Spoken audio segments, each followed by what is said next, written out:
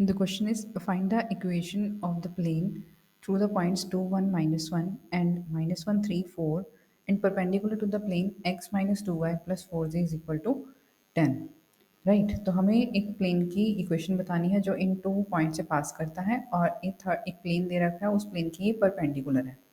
Right तो अब यहाँ पर देखो, मतलब जो प्लेन हमें बनाना है, जिसकी इक्वेशन बनानी है, उसके ऊपर 2 पॉइंट्स तो हमें गिवन है. Suppose this is P and this is Q. Right तो ये 2 पॉइंट्स इसके ऊपर हमें गिवन है और एक थर्ड प्लेन है जो कि इसके परपेंडिकुलर है. ये प्लेन की इक्वेशन हमें दे रखी है x minus 2y plus 4z is equal to 10.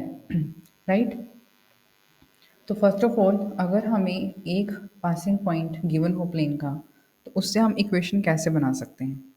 So let the equation of the required plane be. हमने क्या किया, हमने ए बी सी सपोज कर ली इस प्लेन की डायरेक्शन रेशोज.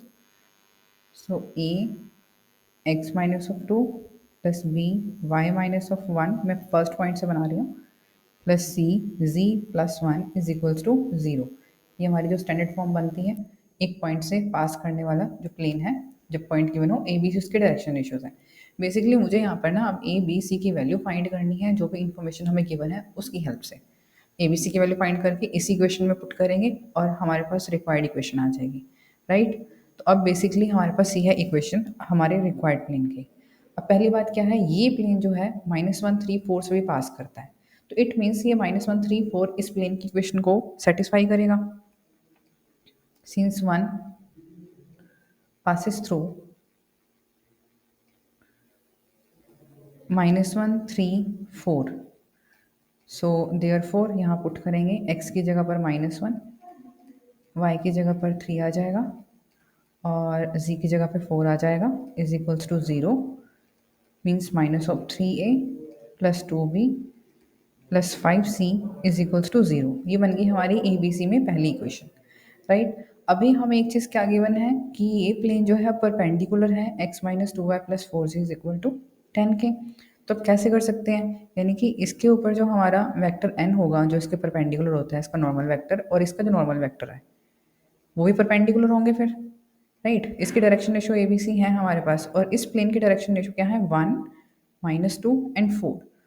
तो जब ये दोनों प्लेन परपेंडिकुलर हैं तो उनके जो डायरेक्शन रेशियोज हैं उनका प्रोडक्ट जो है वो क्या होगा, इज इक्वल्स टू 0 होगा.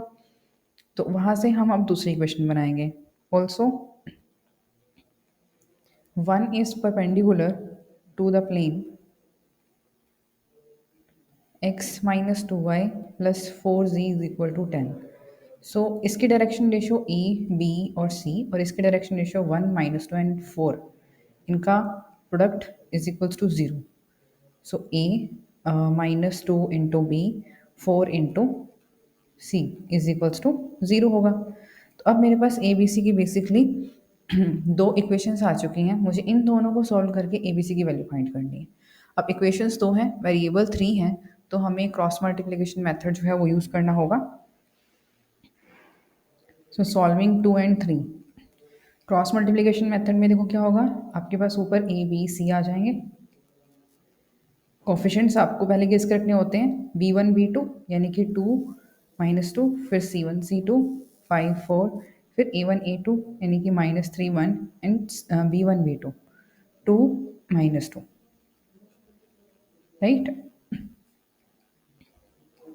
तो यहाँ से हमारे पास a के डिवाइड में आ जाएगा 8 प्लस 10, b के डिवाइड में आएगा 5 1 जा 5 एंड 4 3 जा 12 प्लस का हो जाएगा, और c के डिवाइड में आ जाएगा आपके पास 6 -2. So a upon 18 is equals to b upon 17 c upon 4 and let this be equal to lambda. कि हमें वैल्यूज निकालनी है, तो ये तीनों वैल्यूज जो हैं किसी ना किसी कांस्टेंट के इक्वल तो होंगी. तो हमारे पास a की वैल्यू आ गई 18 लैम्डा, b की वैल्यू आ गई 17 लैम्डा और c की वैल्यू आ गई 4 लैम्डा. तो मैंने स्टार्टिंग में क्या बताया था कि हमें किसी भी तरीके से ए बी सी की वैल्यूज़ फाइंड करनी है, तो हमारे पास ए बी सी की वैल्यूज़ आ चुकी हैं. अब पुट करते हैं इसी इक्वेशन 1 में. So putting the values of A B C in 1. So A की वैल्यू थी 18 लैम्डा, इंटू में है x माइनस 2, बी की वैल्यू है 17 लैम्डा इंटू वाई माइनस 1, और सी की वैल्यू आई थी हमारी 4 lambda into z plus 1 is equals to 0.